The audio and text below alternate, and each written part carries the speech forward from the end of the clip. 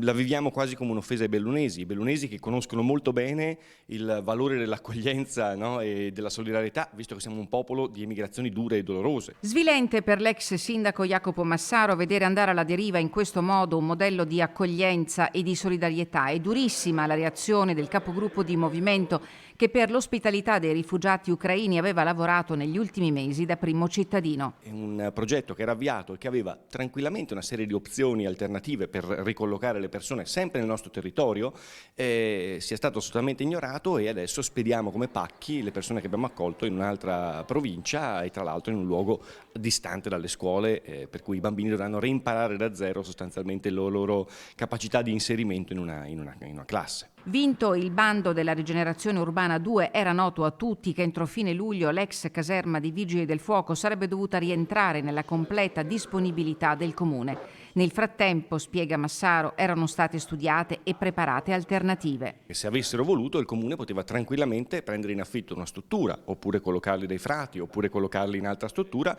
e pagare con i soldi dello Stato il vitto, l'alloggio e i corsi di italiano e quant'altro serva poi dopo per il loro inserimento. Il trasferimento di gran parte dei rifugiati pare non fosse noto neppure ai volontari di protezione civile che da mesi si stanno alternando per l'assistenza nell'ex caserma e che si sono impegnati per trasformare la struttura in un luogo accogliente. Le persone che hanno accettato mi dicono hanno accettato perché ci hanno detto altrimenti vi sbattiamo per strada e quindi dovendo scegliere anche chi aveva bambini ha dovuto scegliere di prenderseli, portarseli a Vicenza in un luogo sconosciuto e ricominciare da capo.